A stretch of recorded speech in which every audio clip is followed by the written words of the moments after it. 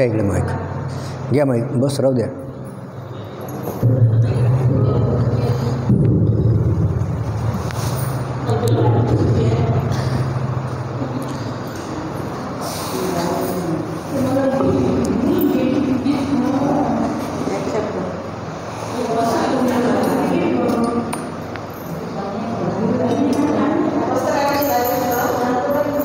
म्हणा सब पाप स अकरणं कुशल सौपसंपदा सचित परियोदपनं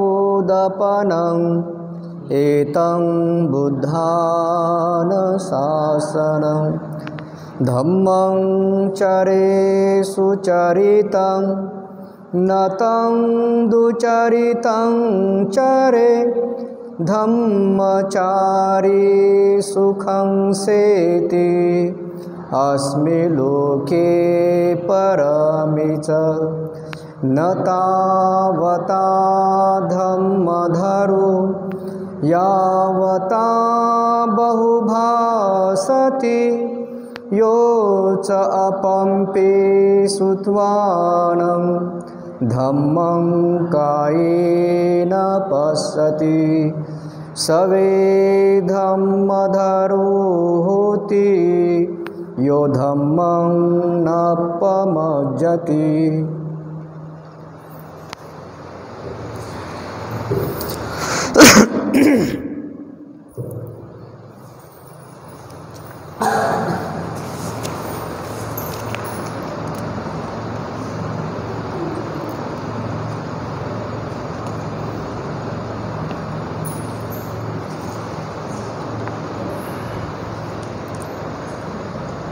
तथागत भगवान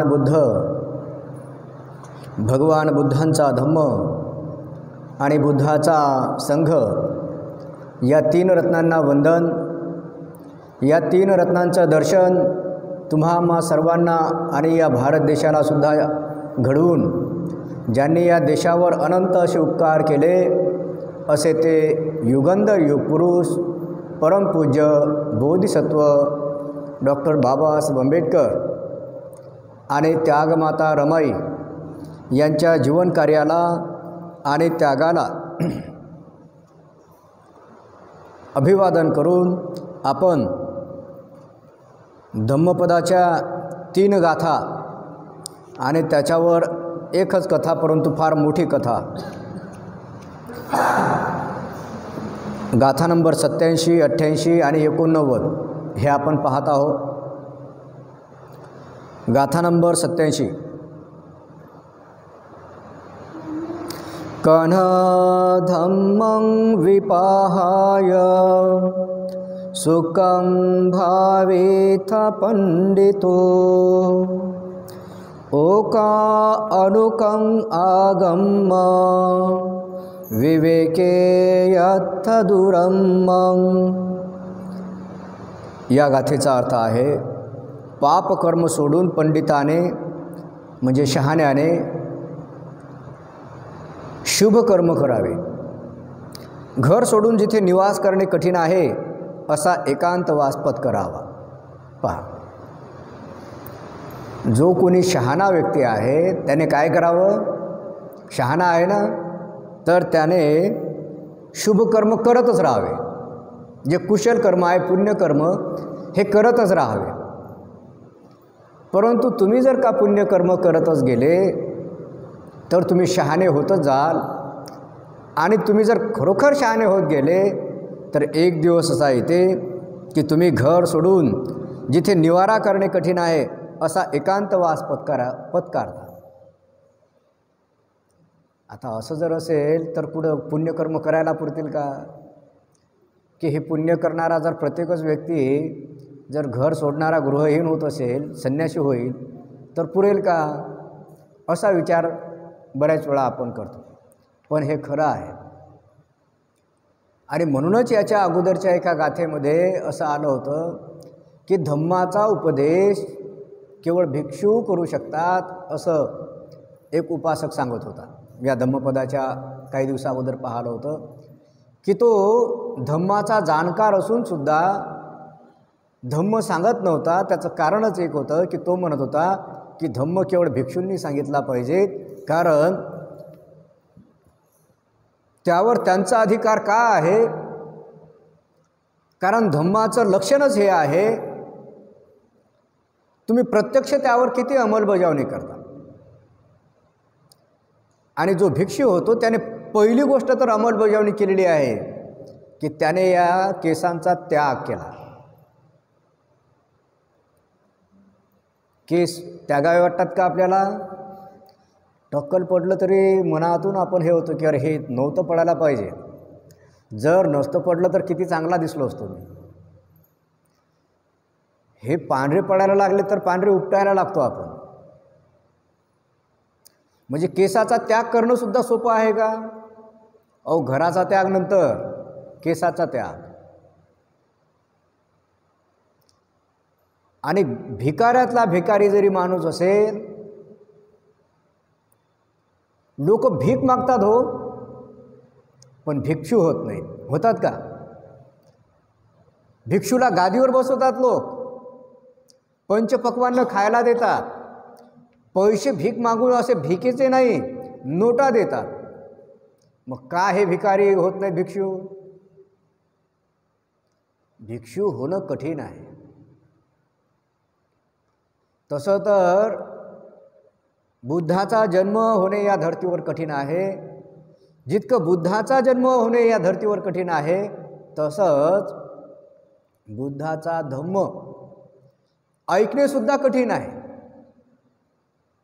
किती लोक असतात बौद्ध म्हणणारे, पण किती लोक ऐकत असतात. आणि म्हणून बुद्धाच्या मुखातले शब्द आहेत, बुद्ध उपादो दुर्लभो लोकस्मी. बुद्धाचं या लोकांमध्ये उत्पन्न होणे दुर्लभ आहे. सद्धम्म सवनं दुर्लभो, म्हणजे सद्धम्माचं श्रवण करणे सुद्धा दुर्लभ आहे. माणसाचा जन्म होऊनही माणूस धम्म ऐकत नाही, म्हणून बुद्ध म्हणतात की ते सद्धम्माचं श्रवण करणे सुद्धा दुर्लभ आहे. आणि शेवटी म्हणतात बुद्ध, अतिदुर्लभो समनभाव. श्रमण होण्याचा जो भाव आहे, मनातला विचार आहे, तो अत्यंत दुर्मिळ आहे,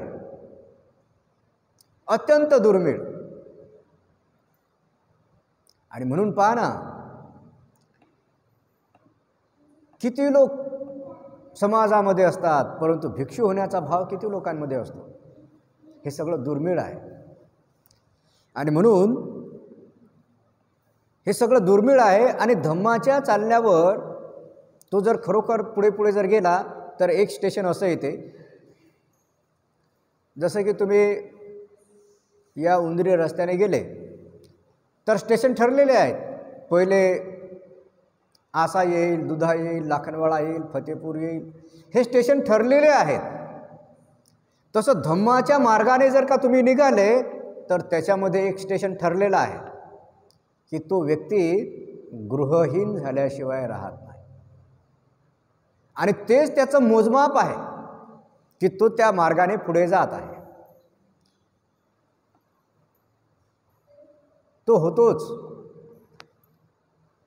पाप कर्म सोडून पंडिताने शहाण्याने शुभ कर्म करावे, फुल स्टॉप. आणि दुसरं वाक्य आहे, घर सोडून जिथे निवास करणे कठीण आहे असा एकांतवास पत्करावा. जिथे निवास करणे कठीण, जिथे निवास करणे कठीण आहे असा एकांतवास. आता हे एवढं मोठं सुंदर विहार आहे, पण तुमच्या गावातल्या एखाद्या व्यक्तीला म्हणा की हे विहार आहे आणि या विहारात तुम्ही एकट्यानंच झोपायचं, दररोज एकट्यानंच राहायचं, दिवसा रात्री. वंदनेपुरतेच लोक येतील इथं, वंदना झाली की तिकडे बाहेर, पण तुम्ही इथंच राहायचं, दरवाजा लावून घ्यायचा. तयार होत नाही. एकटेपणा नको आहे. एकटेपणा फार मोठी गोष्ट आहे. एकांत वास हा कोणालाच प्रिय नाही. सोबत पाहिजे म्हणतात का, सोबत पाहिजे. आणि जोपर्यंत आपण एकटे होत नाही तोपर्यंत आपली प्रगती होत नाही. विद्यार्थी जर तो एकटा होऊन अभ्यास करत नसेल तर त्याची प्रगती होत नाही. त्याला अभ्यास करावा लागेल तर त्याला एकांतवास लागेल. आणि म्हणून इथं म्हटलेलं आहे की घर सोडून जिथे निवास करणे कठीण आहे असा एकांतवास पत्करावा. कोणे? शहाण्याने. जो कोणी शहाणा आहे, पंडित आहे, तर त्याने. दुसरी गाथा आहे, शहाण्याने एकांती रमून मनाचा मळ साफ करावा.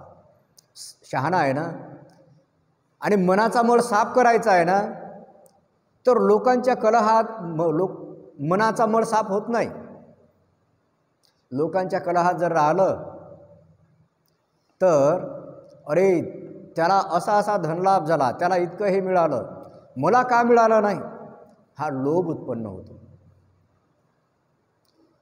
त्याच्यामुळे जितका तो जास्त राहतो समूहामध्ये तितका त्याच्यामध्ये समूहातले गुण येत राहतात, गुण आणि दोष. तर शहाण्याने एकांती रमून मनाचा मळ साफ करावा. ज्याला शहाणा आहे ना आणि मनाचा मळ साफ करायचा आहे तर एकांतात राहिल्याशिवाय त्याचा मनाचा मळ साफ होणे अशक्यप्राय आहे. कारण त्याला एकांतामध्ये चिंतन करावं लागेल, स्वतःचा शोध घ्यावा लागेल की माझ्यात काय, माझ्या मनामध्ये काय दोष आहे. आता अर्थात इथं आपल्याला पोट भरण्याचा प्रश्न आहे, तर तिथे हे तत्त्वज्ञान कुठे? आणि जोपर्यंत पोटाचा प्रश्न निकाली निघत नाही तोपर्यंत हे जे तत्त्वज्ञान आहे या तत्त्वज्ञानावर आपण काम करू शकत नाही.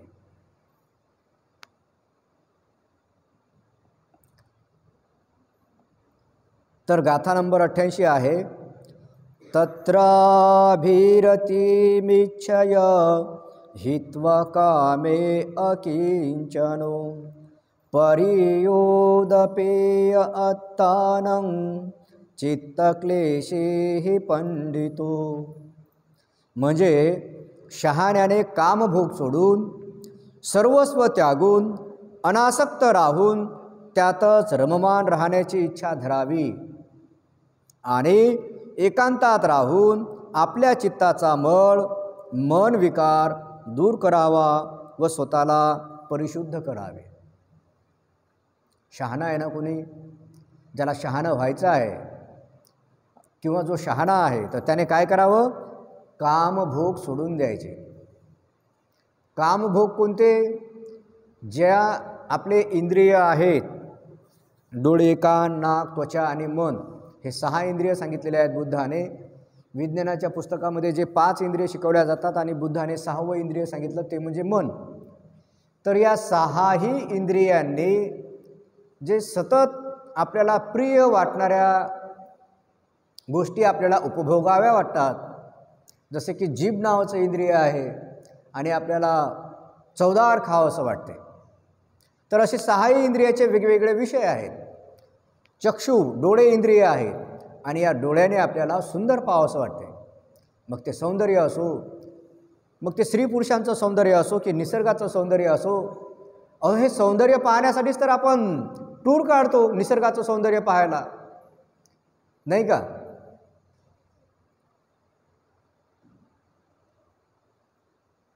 तर शहाण्याने कामभोग सोडून सर्वस्व त्यागून, सर्वस्व त्याग करून अनासक्त राहून. कसं राहून? अनासक्त म्हणजे त्यामध्ये आसक्ती काहीच नाही, कशाविषयीच नाही. अनासक्त राहून त्यातच रममान राहण्याची इच्छा धरावी. त्यात रममान राहावं. जसं की आपण आता रममान आहोत. कशात? आता सोयाबीन निघेल, आपलं स्वप्न सुरू आहे, एवढा एवढा माल होईल, मग असं असं करू, आपण यात रममान आहोत. पण शहाण्याने कशात रममान व्हायचं? सर्वस्व त्यागणे, आणि त्या त्यागण्यामध्ये रममान व्हायचं. सांगा, सोपं आहे का? सर्वस्व त्यागून अनासक्त राहून त्यातच रममान राहण्याची इच्छा धरावी आणि एकांतात राहून आपल्या चित्ताचा मळ, मनातील विकार दूर करावा व स्वतःला परिशुद्ध करावे. पहा, परिशुद्ध माणूस कसा होतो? आपल्या मनातील सचित्त पर्योदपनं एतं बुद्धान शासनं, जे आपण दररोज म्हणतो. पूर्ण भगवान बुद्धाच्या धम्माच्या शिकवणुकीचा सार आहे तो. 2च ओळी. सब पापस अकरणं. सब म्हणजे सर्व, पापस म्हणजे पाप कर्म, अकरणं म्हणजे अकरणं. करणं म्हणजे करण्यासारखे, अकरणं म्हणजे करण्यासारखे नाहीत, अकरणीय आहेत, अकरणीय, करण्यासारखे नाहीत. सब पापस अकरणं, सर्व पाप कर्म अकरणीय आहेत. मग काय करणीय आहे? कुशलस्स उपसंपदा. कुशल कर्म काय करा? उपसंपदा म्हणजे संपादित करा, म्हणजे अर्जित करा, म्हणजे कमवा, म्हणजे मिळवा. काय मिळवा? काय कमवा? तर कुशल कर्म, पुण्यकर्म संपादित करा. आणि हे सगळं कशासाठी करायचं आहे? पाप कर्म टाळायचे आणि कुशल कर्म करायचे. तर ह्या दोन्ही गोष्टी करायच्या आहेत ते फक्त आणि फक्त एकाच गोष्टीसाठी, आणि ती गोष्ट आहे सचित्त पर्योदपनं. कशासाठी? सचित्त पर्योदपनं. पर्योदपनं म्हणजे शुद्धीकरण. कशाचं शुद्धीकरण? तर चित्ताचं शुद्धीकरण. सचित्त पर्योदपनं, चित्ताचं शुद्धीकरण करा. कशा पद्धतीने? पाप कर्म टाळून, कुशल कर्म करून स्वतःच्या चित्ताचं शुद्धीकरण करा. सचित्त पर्योदपनं एतं बुद्धान शासनं. ही बुद्धाची शिकवण आहे. शासनं किंवा हे बुद्धाचं शासन आहे, किंवा हे बुद्धाचं सांगणं आहे. या 3 गोष्टीत संपूर्ण धम्म सामावलेला आहे. आणि या 3 गोष्टीवरच जे काही येते, या 3 गोष्टीवरच येते. आणि म्हणून आता सुद्धा इथं आलेला आहे की एकांतात राहून आपल्या चित्ताचा मळ दूर करावा व स्वतःला परिशुद्ध करावे. आणि 89वी गाथा आहे. क्षीणाश्रव परिनिर्वाण पावतात. क्षीणाश्रव, ज्याचे आश्रव क्षीण झालेले आहेत. आश्रव, आश्रव माहीत आहे तुम्हाला? अश्रू डोळ्यातून वाहतात, है ना? तर ज्याचे सगळे आश्रव जे आहेत ते काय झालेले आहेत? क्षीण झालेले आहेत. आता कधी त्याच्या डोळ्यात अश्रूच येणार नाही, कोणताच आश्रव येणार नाही. सर्व आश्रव ज्याने नष्ट केलेले आहेत. आश्रव म्हणजे झरा इच्छांचा. जशी एखादी नदी एखाद्या डोंगरावरून, पर्वतावरून उगम पावते, तसं ह्या, आणि ती पुढे पुढे मोठी होत चालते. तसं हे जे इच्छा आहेत माणसाच्या, त्या पुढे पुढे पुढे पुढे मोठ्या होत राहतात. परंतु जो क्षीणाश्रव आहे, ज्याचे आश्रव नष्ट झालेले आहेत, आता त्याची कोणतीही इच्छा नाही, शेवटचा जन्म त्याचा, आता त्याचा पुनरपी जन्म येणे नाही. ते ऐकतो ना आपण तिकडे, पुनरपि जन्म येणे नाही, येणे नाही, येणे नाही. त्याच्या पुढे ते वेगळं म्हणतात जरा.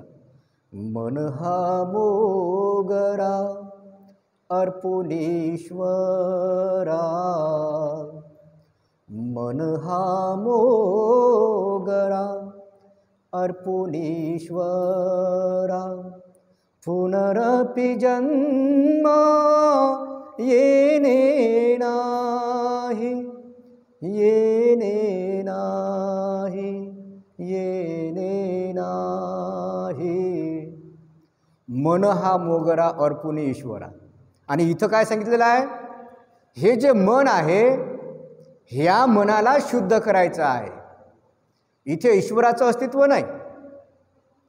भगवान बुद्धाच्या शिकवणुकीमध्ये ईश्वराचं अस्तित्व नाही, पण हे जे मन आहे, हे मनच केंद्रबिंदू आहे. आणि म्हणून या मनाला शुद्ध करायचं आहे,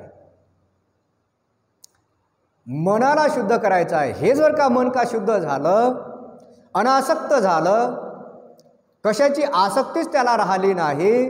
जसं एखादं कमळाचं फूल आहे, कमळाचं झाड आहे, चिखलामध्ये उगवलेलं आहे, ते चिखलात आहे, चिखलाच्या पाण्यात आहे, पण त्या पाण्याचा स्पर्श त्याला होत नाही. असं अनासक्त माणूस म्हणून जन्माला आलेला आहे, आईबापांच्या पोटी जन्म आलेला आहे, परंतु तो या सर्व आश्रवातून मुक्त झालेला आहे, या संसारातून तो मुक्त झालेला आहे. आता कोणत्याही कामभोग त्याला स्पर्श करीत नाही. असा जो व्यक्ती असतो तो शिनाश्रव आहे. आणि जे शिनाश्रव असतात ते परिनिर्वाण पावतात. काय पावतात? परिनिर्वाण पावतात. निर्वाण, परिनिर्वाण आणि महापरिनिर्वाण हे ध्यानात ठेवायचं. बऱ्याच वेळा कुणी जर म्हातारा व्यक्ती मरण पावला तर आपण म्हणतो की त्यांचं निर्वाण झालं, कारण की बा आपण बौद्ध आहोत, आपण स्वर्गवासी लिहत नाही, आपण कैलासवासी लिहत नाही, आपण बुद्धवासी सुद्धा लिहत नाही. मग काय लिहितो आपण? आपण लिहितो कालकथित किंवा स्मृतिशेष. पण काही काही लोक लिहितात परिनिर्वाण. आता परिनिर्वाण म्हणजे काय? ज्या व्यक्तीने जिवंतपणे आपले सर्व आश्रव नष्ट केलेले आहेत, सर्व आश्रव नष्ट केलेले आहेत, सर्व दुःखातून मुक्त झालेला आहे, सर्व कामभोगातून तो मुक्त झालेला आहे, जिवंतपणेच त्याने अत्यंत त्याचं चित्त निर्मळ केलेलं आहे, त्या व्यक्तीला जिवंतपणे निर्वाण पदाचा लाभ होतो. तो व्यक्ती जिवंतपणे निर्वाणाचा साक्षात्कार करतो, निर्वाणाचा लाभ घेत तो जीवन जगत असतो.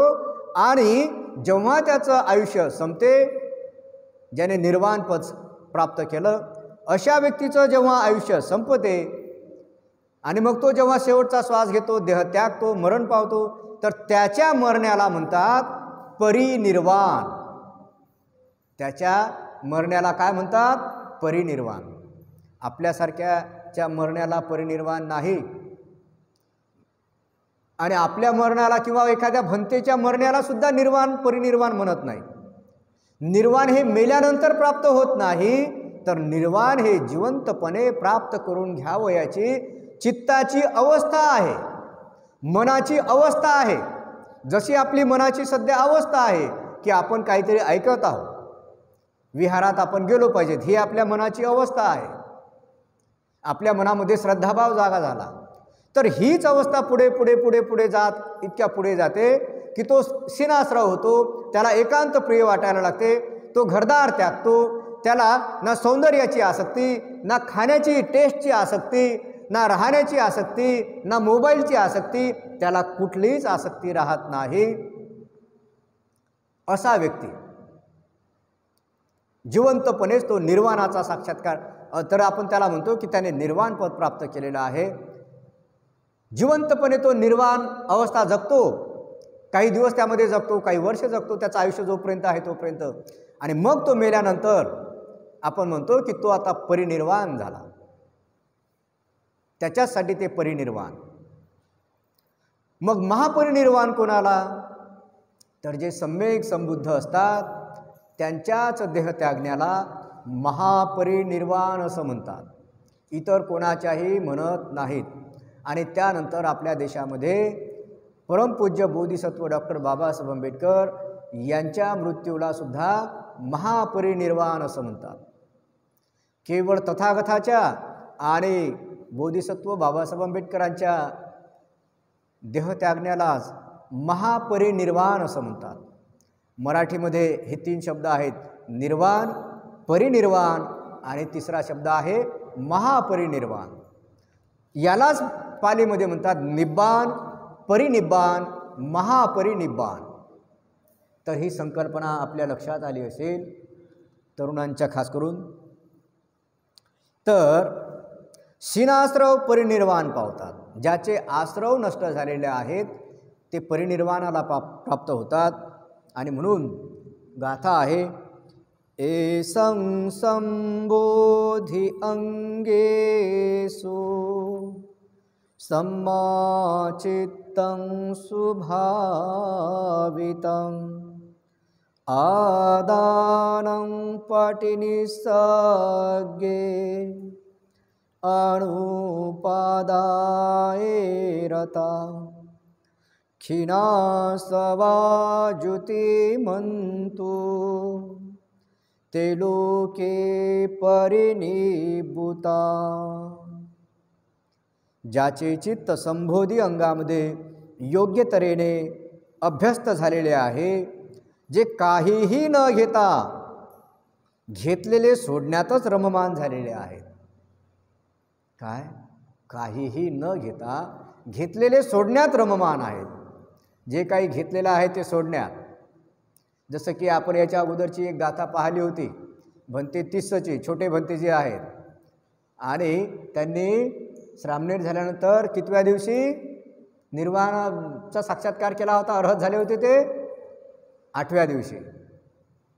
आणि त्यांच्याकडे जेव्हा ते कुणी जात वस्तू घेऊन की हे भंते तुम्हाला हे उपहार, काही फुलं, काही कपडे किंवा काही खाण्याच्या वस्तू, तर ते त्यांना एकच शब्द म्हणायचे. हे पाहिलं होतं आपण मागं. काय म्हणायचे सांगते का कोणी? मराठीत सांगा, आठवते का गोष्ट? ते एकच शब्द म्हणायचे.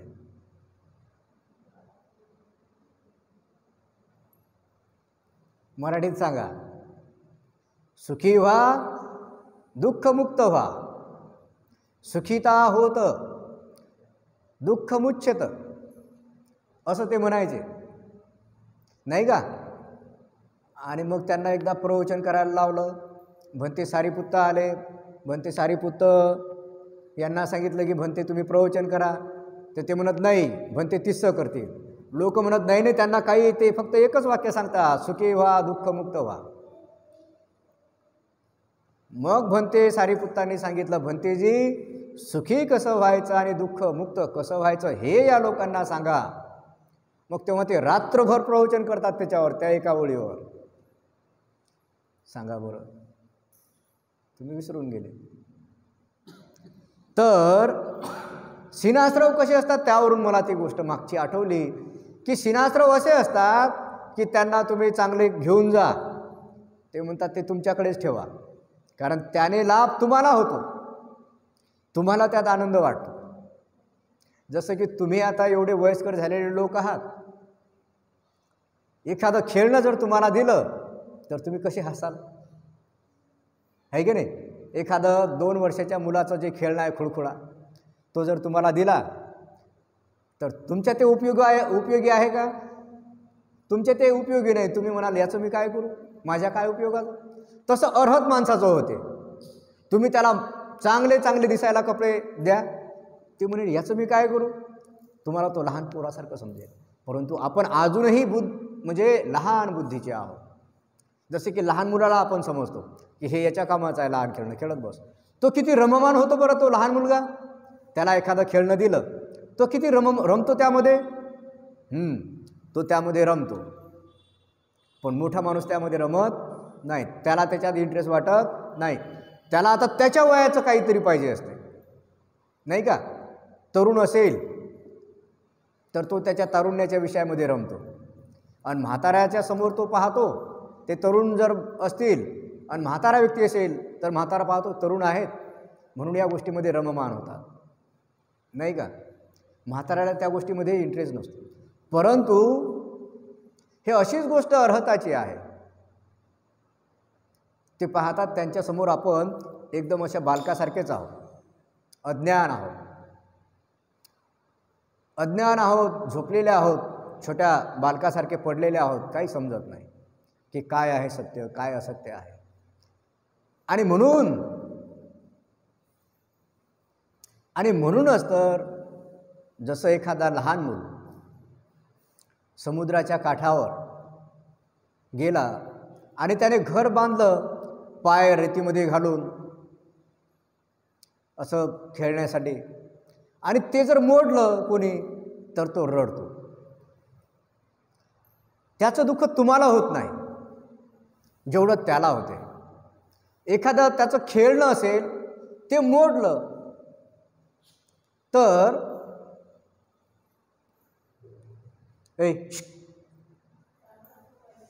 त्याच्यावर बसून राहा मुकड्यानं, त्याच्यावर बस.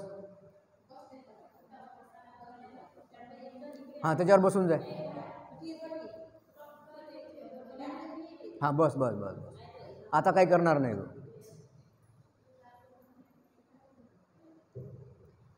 तर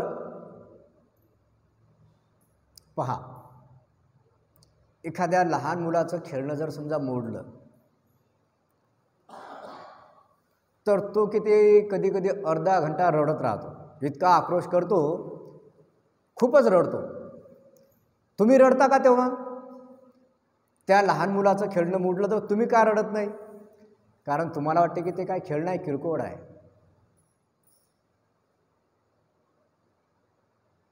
अर्हतासाठी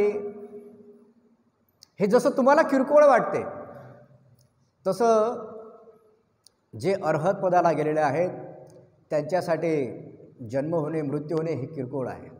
आणि म्हणून त्यांना या कोणत्याही गोष्टीचा पासून ते विचलित होत नाही.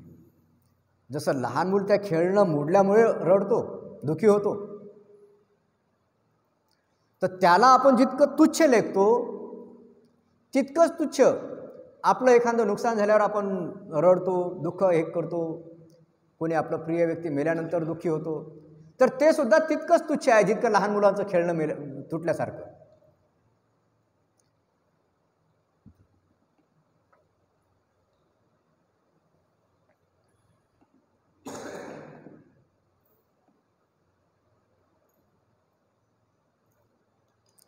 पण हा जो अभ्यास आहे